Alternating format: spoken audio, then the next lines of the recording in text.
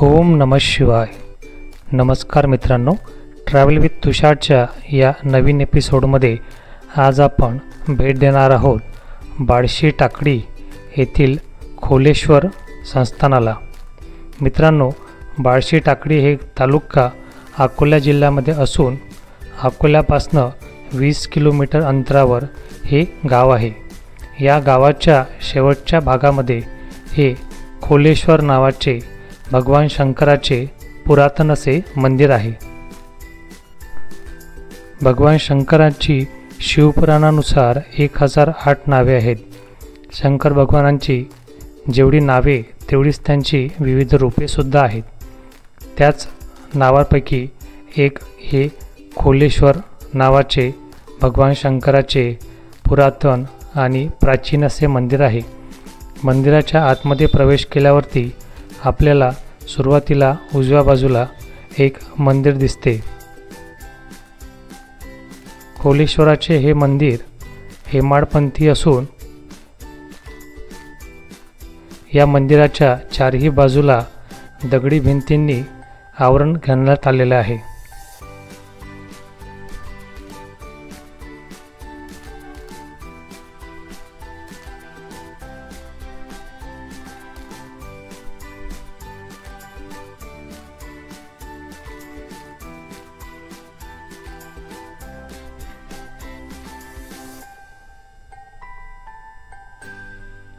खोलेश्वराच्या मंदिराच्या गाभाऱ्यामध्ये आतमध्ये आपण प्रवेश केल्यावरती सर्वप्रथम आपल्याला नंदी महाराजांचे दर्शन होते. मित्रांनो, या मंदिराला खोलेश्वर नाव पडण्यामागचा इतिहास असा आहे की हे मंदिर एका नदीपात्राजवळ आहे आणि या मंदिरामध्ये जी भगवान शंकराची पिंड आहे ती 20 फूट खोल अशा गाभाऱ्यामध्ये आहे. या खोल गाभाऱ्यामुळेच या मंदिराला खोलेश्वर असे नाव पडण्यात आले आहे.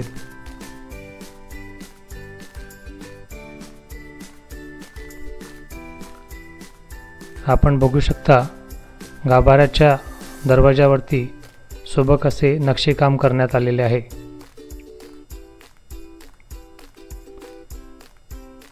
आपण या ठिकाणी जी कलाकृती बघत आहोत, या कलाकृतीमध्ये 3 वेगवेगळ्या बाजूनी आपल्याला डोके दिसतं, पण त्या तिघांचं शरीर जे आहे ते एकच आहे. आपण कुठल्याही बाजूने बघितलं तर ती आपल्याला एकच मूर्ती दिसते.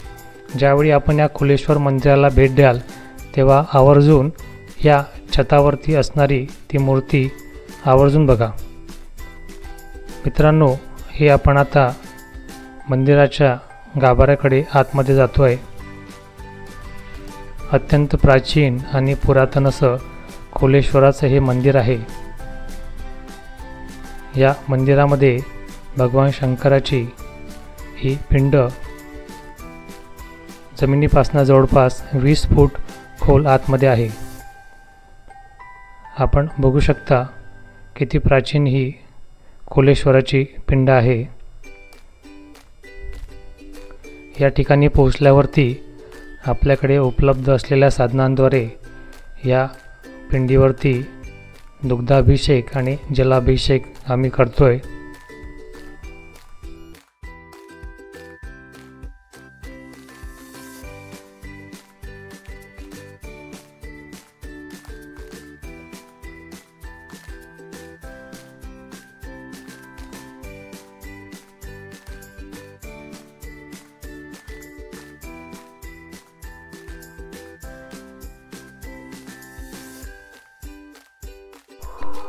ओम नमः शिवाय चा जाप करत आम्ही या खोलेश्वराच्या पिंडीवरती दुग्धाभिषेक करतोय. या पिंडीच्या बाजूला बसले असताना एका वेगळ्याच एनर्जीचे, एका वेगळ्या शक्तीचा अनुभव आपल्याला येतो. भगवान शंकराची जेवढीही प्राचीन मंदिरे आहेत, या मंदिराला आपण जेव्हाही भेट द्याल तेव्हा शक्य असेल तर त्या पिंडीवरती जलाभिषेक किंवा दुग्धाभिषेक नक्की करा.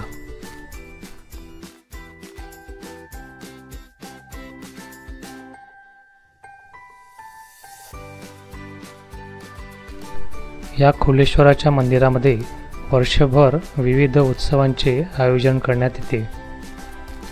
श्रावण सोमवारी परिसरातील भाविकांच्या गर्दीमुळे या मंदिराला जत्रेचे स्वरूप येते. श्रावणात महिनाभर फक्त दर्शनासाठी मोठ्या संख्येने या ठिकाणी लोक येत असतात.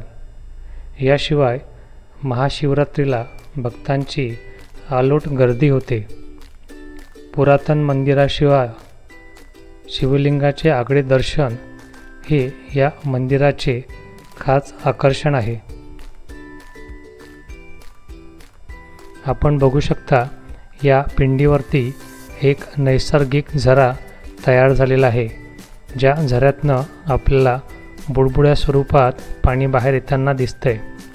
हे बुडबुड्या स्वरूपात येणारं झऱ्यांद्वारेचं पाणी या मंदिराच्या बाजूला असलेल्या नदीतलंच असतं.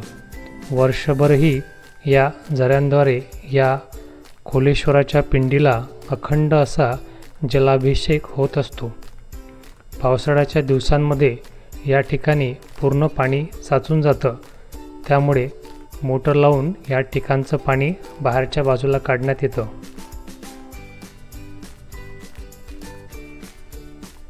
गाभाऱ्याच्या बाहेर निघाल्यावरती या परिसरामध्ये आणखी 2 ते 3 मंदिरं आपल्याला बघायला मिळतात. आपण बघू शकता दगडी खांबांवरती या मंदिराची किती सुबक अशी रचना करण्यात आलेली आहे. इथून पुढे गेल्यावरती आपल्याला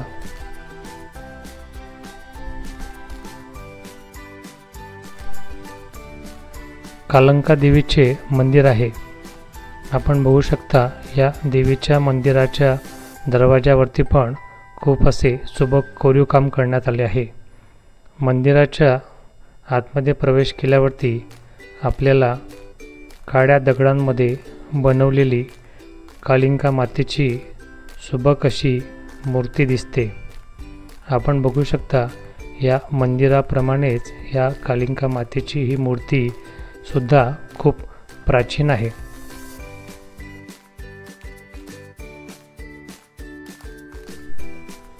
तेथून पुढल्या बाजूला गेले असता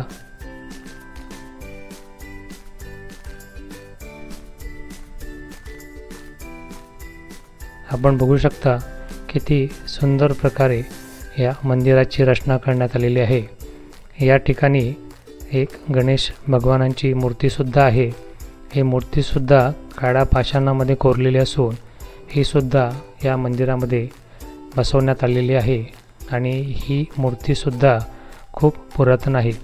आपण बघू शकता नंदी महाराज हे दगडामध्ये कोरीव काम करून या ठिकाणी बसवण्यात आलेले आहे.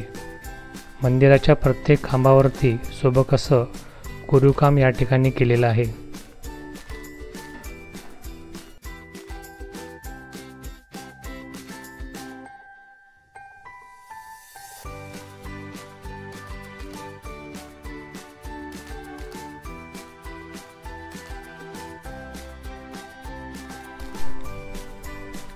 पावसाळ्याच्या दिवसांमध्ये या मंदिरात जमा झालेलं पाणी मोठ्या मोठ्या मोटरींद्वारे बाहेर काढण्यात येते.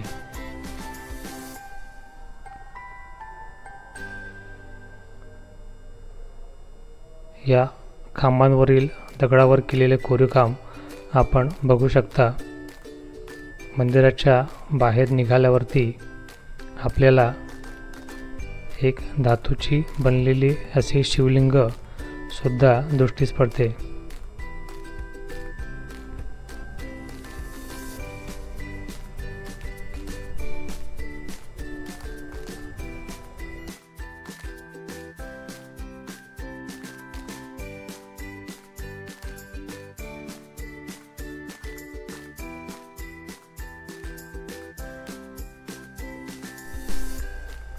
संपूर्ण मंदिराचा भार पुरातन खांबांवरती आहे. या खांबांचा भार आपल्या खांद्यावर उचलून असलेले यक्ष निदर्शनास येते. मंदिर नागवंशांनी बांधल्यामुळे नागाचे चिन्हे ठिकठिकाणी या मंदिरामध्ये आढळते. आपण खोलेश्वराच्या मंदिराला प्रदक्षिणा करत असताना असे सुंदर कोरीवकाम केलेले हेमाडपंथी भगवान शंकराचे खोलेश्वर मंदिर आपल्याला दिसते. या मंदिरामध्ये नुकतेच रंगकाम केल्यामुळे या दगडांचा जो नैसर्गिक रंग आहे किंवा मंदिराची जी नैसर्गिक शोभा आहे ती या रंगांमुळे थोडी कमी झाल्यासारखी वाटते.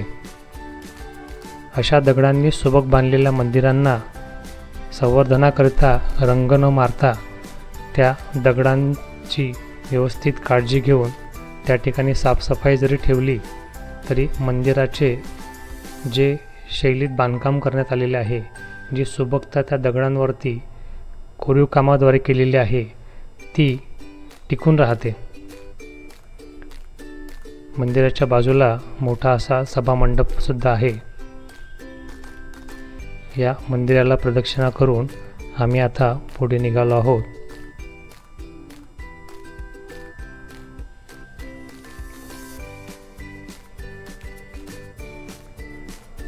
या ठिकाणी सुद्धा एक भगवान शंकराची पिंड आहे.